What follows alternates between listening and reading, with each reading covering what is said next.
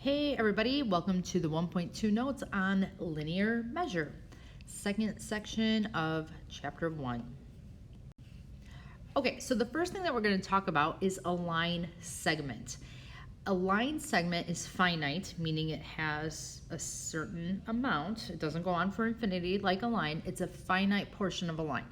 The way that we would name a segment is you have to use the endpoints.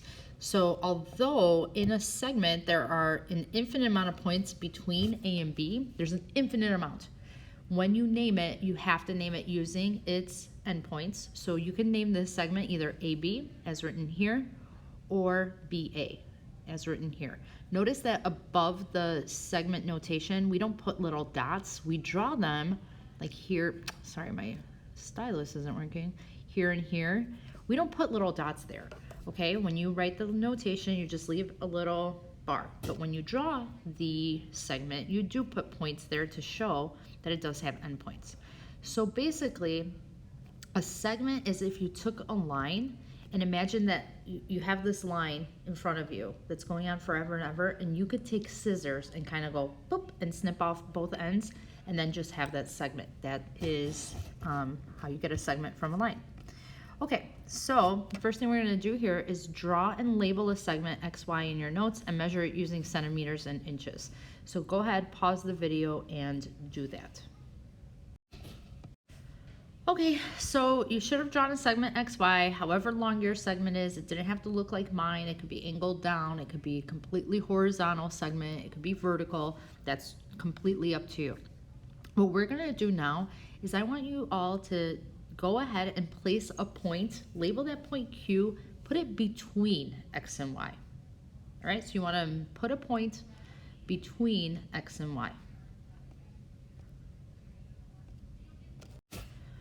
All right, so I put a point Q between X and Y. Yours could be closer to X, yours could be closer to Y.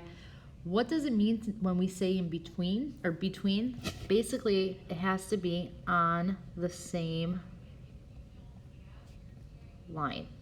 If this was a line, if we were to extend it, or on the same segment, that is betweenness in this class. So if you put a point between X and Y, it's got to be somewhere along there. Could be in the middle, could be closer to X, could be closer to Y. No one said where it has to be. Okay, so here's some very important notation. What is the difference between the way that these two things are written? Here it says AB, and there's a segment notation, versus capital A and capital B next to each other, nothing above them. So when you see a segment, the bar above, we're talking about a segment. Okay, so it's a segment that connects points A and B. Versus if I'm talking about AB, it's the distance between the 2 points. So when you drew a segment XY, that was just segment XY. When you measured the distance between them using a ruler in inches and centimeters, you found the distance between AB. So you just found capital A, capital B. Many times on a quiz or test, students come up to me, it says, find BC. And they'll come up to me and they're like, what does that mean? And I said, that's a great question. I'll answer it tomorrow after you've already taken the quiz. But this notation right here is our shorthand way of saying find the distance between those two endpoints. So when you're finding BC, your answer is always going to be a number, okay? Okay, so here's our first example. Find the value of X and AB. So again, and AB, that means you're finding the distance between point A and B. If B is between A and C and AB is equal to 3X, AC is equal to 5X minus 4, and BC equals 14. So this one's already set up here for you. I wish it wasn't, but it is. The first thing you should do when you were given a problem like this, many times in geometry, they're gonna explain a situation to you. I always sketch it. I always suggest students sketch it because the chances of them solving the problem successfully goes up a lot. Okay, so without drawing this, to me, my brain is like, what are they talking about? But as soon as they say, okay, find the value of X and AB, B is between A and C. So what I would do is draw AC, and then I'm putting B blindly between them. I don't know. I have no idea which segment is longer. Is AB longer? Is BC longer? I don't know until I figure out what x is. I am only drawing the sketch to kind of help myself through this situation. So then label your segments. So AB is 3x, BC is 14, the entire segment is 5x minus 14. So here I know that if I take segment AB, which is the first one here, and if I add to it segment BC, that is going to add up to the whole thing. So this equation right here illustrates that. The length of AB plus the length of BC is going to equal AC.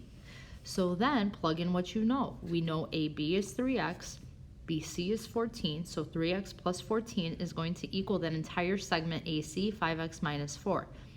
It becomes just an algebraic equation, solve for x.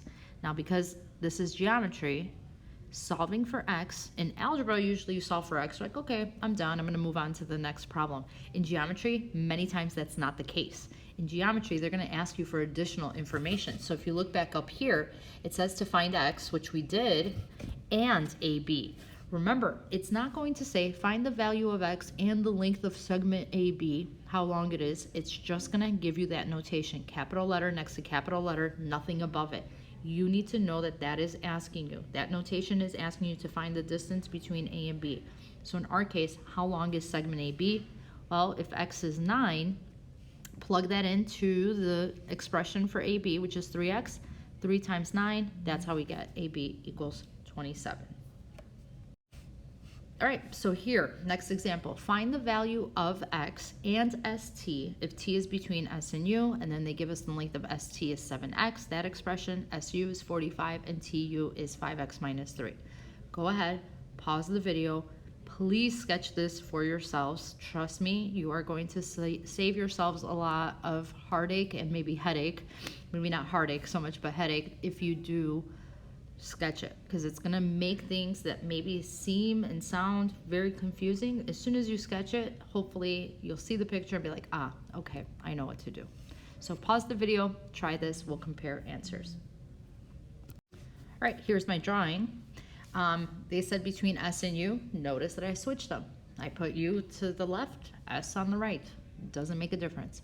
Okay, and then I labeled each little segment that they told me. They said UT is 5x minus 3, TS is 7x. All right, so let's go ahead together and we're going to solve this. So I know that if I take UT, that length, plus TS, that is going to equal US. So UT is 5x minus 3 plus TS is 7x equals the entire segment length, which is 45. Okay, let's clean up the left side of this equation. I have 5x plus 7x. That gives me 12x minus 3 equals 45. Add 3 to both sides of this equation. I get 12x equals 48. X is going to equal 4. All right, now I'm going to go back and see what else was I supposed to find. Oh, TS. If I find ST, they said ST, sorry. ST is 7 times X, which I don't know why I just put that in parentheses. That's okay. 7 times 4 is 28.